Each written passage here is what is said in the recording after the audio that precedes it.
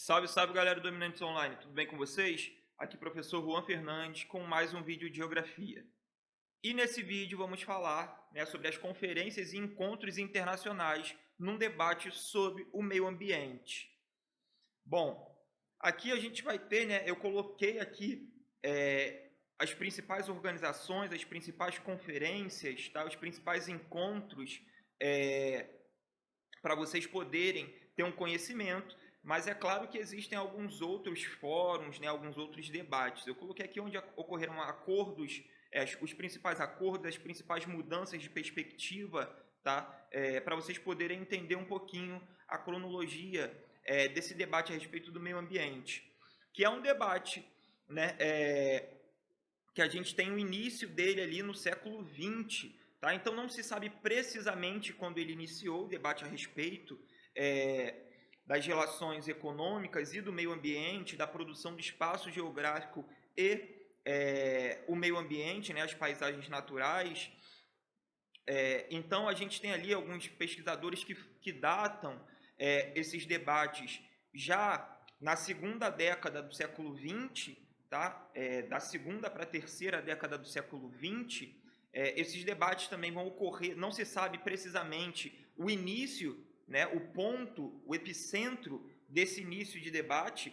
Alguns autores falam que começa na Europa, alguns autores falam que começa ali, nos Estados Unidos, mas outros autores afirmam que começa na periferia do capitalismo por conta desses países periféricos, desses países mais pobres, terem o seu espaço natural alterado constantemente por conta dos interesses econômicos dos seus governantes em relação a um sistema mundo capitalista, tá? Então não se sabe precisar de fato onde surge essa ideia.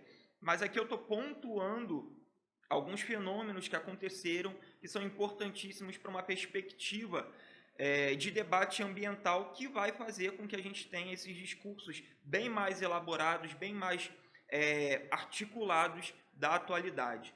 Bom, como primeiro foco aqui de discussão, a gente tem o Clube de Roma, tá? O Clube de Roma é basicamente uma organização ali entre cientistas, entre empresários, tá? Políticos.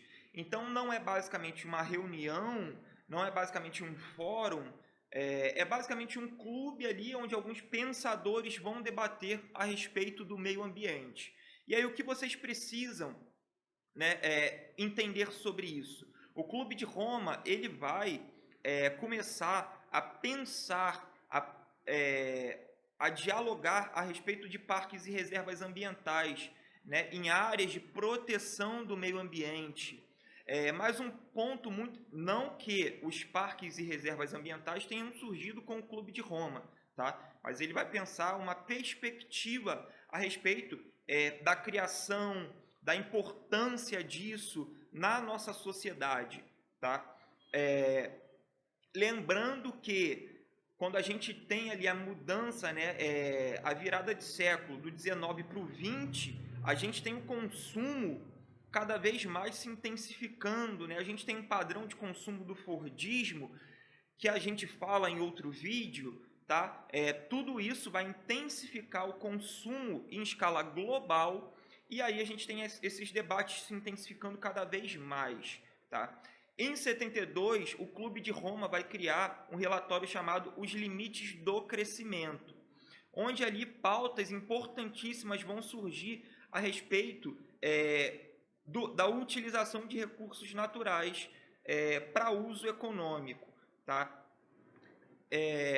O Clube de Roma ele tem uma perspectiva conservadora, uma perspectiva neomalthusiana, que fala basicamente ali que tem uma desproporcionalidade, tá? Entre o crescimento populacional e os recursos naturais, onde o crescimento populacional ele vai ocorrer de maneira muito mais acelerada do que a reposição desses recursos naturais, tá? Que ocorrem num tempo da natureza. Essa perspectiva conservadora ela vai pontuar principalmente um desenvolvimento industrial dos países periféricos. Então, quando a gente pega os países da América Latina, esse discurso do Clube de Roma é uma crítica tá, a um modelo latino-americano de crescimento. Um modelo onde a gente vai ter uma expansão da sociedade urbana industrial ao longo do século XX, né, como, por exemplo, no caso brasileiro.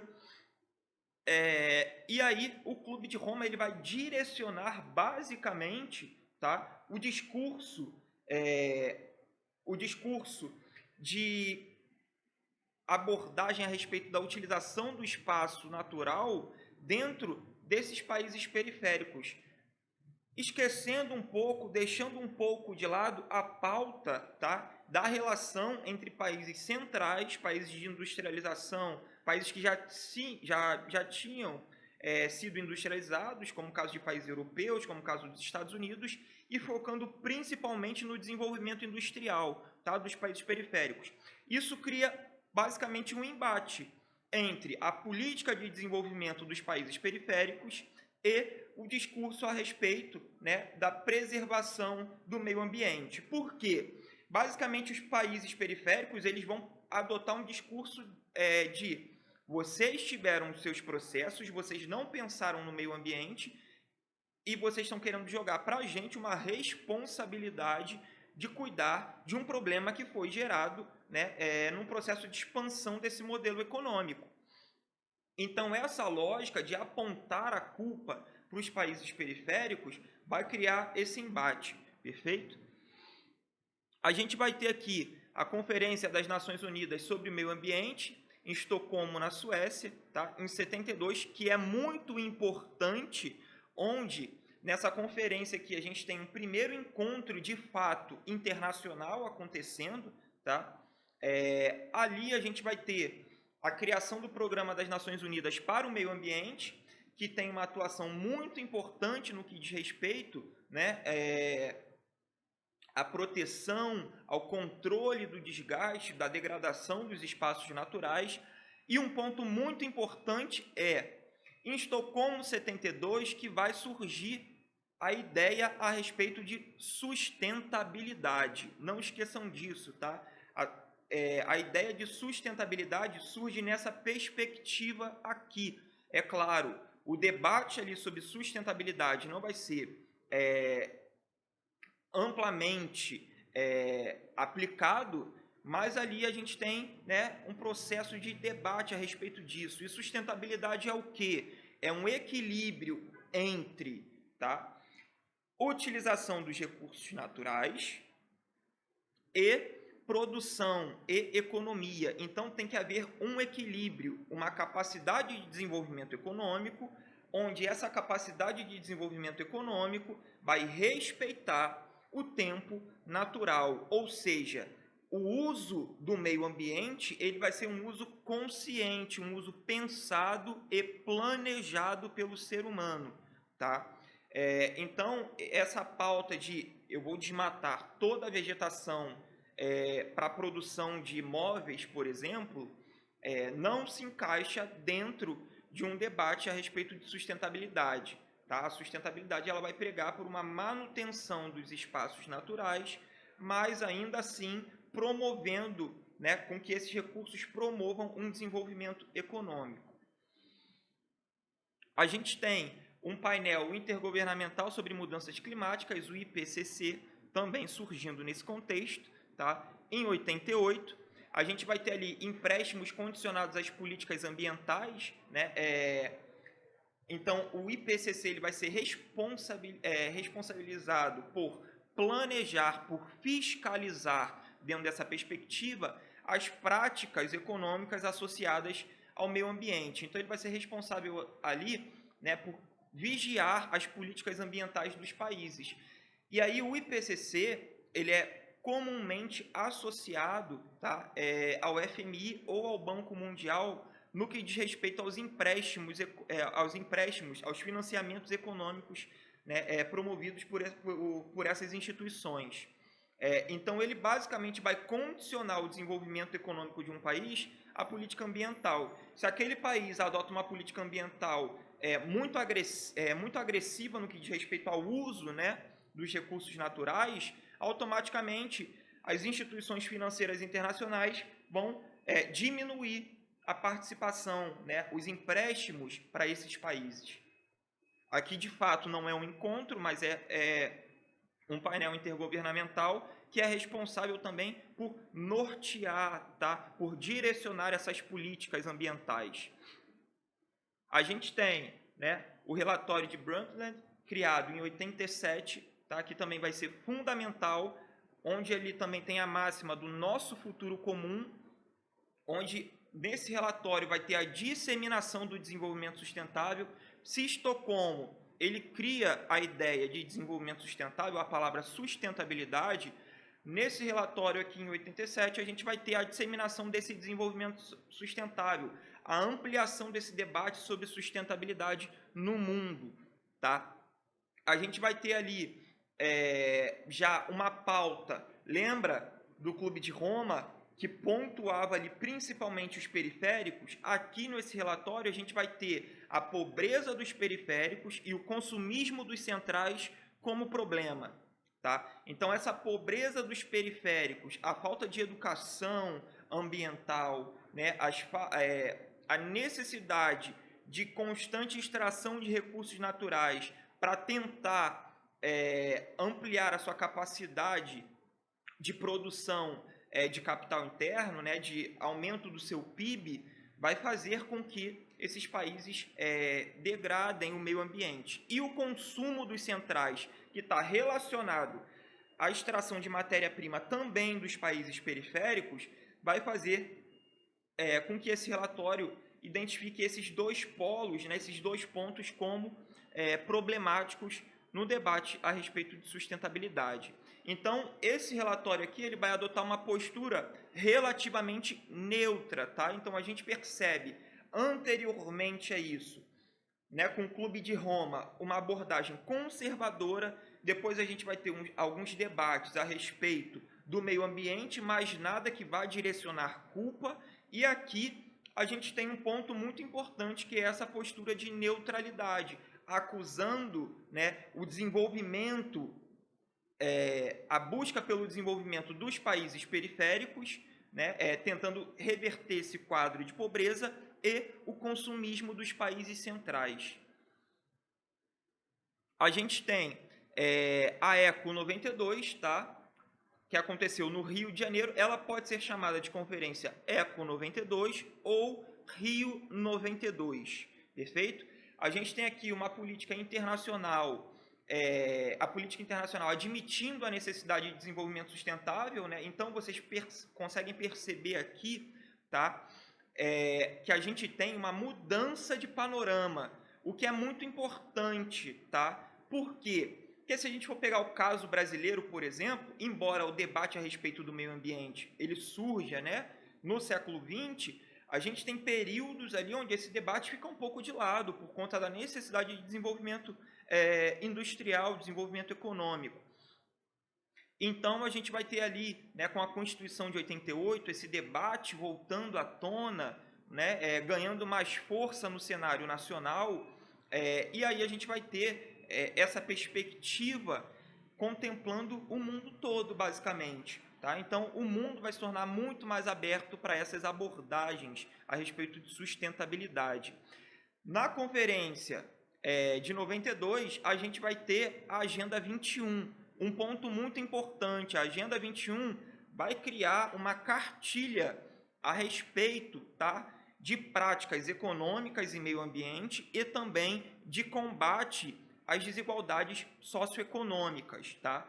Uma vez que já era debatido a pobreza nos países periféricos em relação ao meio ambiente, tá? Então, reverter esse quadro de disparidade socioeconômica também era uma pauta da Agenda 21. A gente vai ter a Conferência Internacional sobre a População e Desenvolvimento das Nações Unidas, beleza?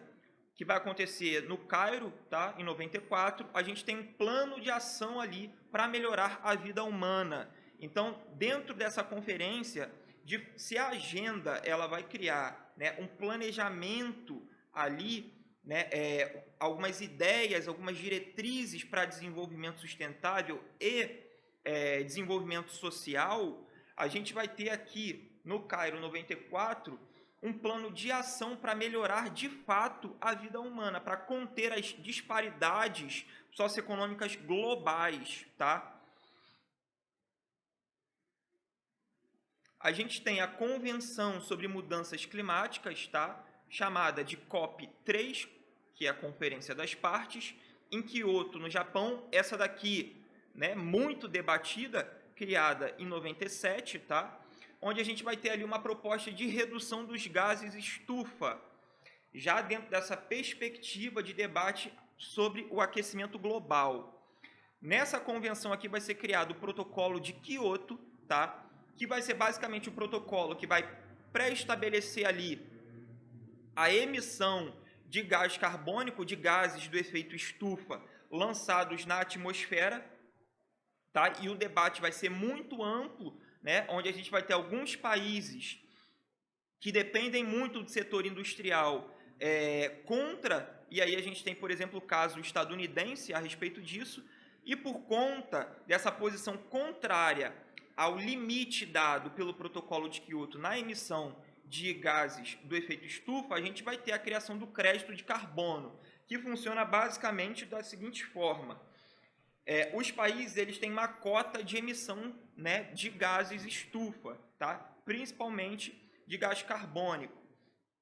E aí, né, dentro dessa lógica global, a gente tem países mais industrializados, né, mais urbanizados, países que têm maior emissão de gases, e esses países ultrapassam essa cota. E a gente tem países que têm um padrão contrário, né, que não tem indústria, países que têm uma urbanização bem mais reduzida, né, que tem um espaço urbano bem mais reduzido, melhor dizendo, países que não têm o uso em larga escala, por exemplo, de automóveis. Então, a criação de crédito de carbono vai possibilitar que países que excedam essa produção de carbono, essa emissão de carbono, transfiram esse crédito de carbono para outros países que não têm, né, o seu nível máximo atingido em troca de ajuda. Tá? Então, os créditos de carbono são vendidos, onde esses países mais pobres encontram uma oportunidade de atrair capital consumindo esse excedente de carbono dos países centrais. A gente tem a Rio+10, tá? Na África do Sul, em 2002, que vai ali tentar acompanhar as metas da Agenda 21. Então, a Rio+10 vai ser basicamente ali tentando enxergar o que de fato foi consolidado da Agenda 21, o que precisa ser consolidado da Agenda 21, tá? A gente tem também a Conferência das Nações Unidas sobre o Desenvolvimento Sustentável, né? A Rio, que acontece no Rio de Janeiro em 2012, a Rio+20, tá? Aqui a gente vai ter uma pressão sobre os países emergentes. Lembrando que a gente vai ter ali alguns países com desenvolvimento econômico, né, muito intenso, que são chamados países emergentes, países em desenvolvimento. A gente tem o caso chinês, o caso brasileiro, né, para esse contexto, o caso indiano, o caso russo, tá?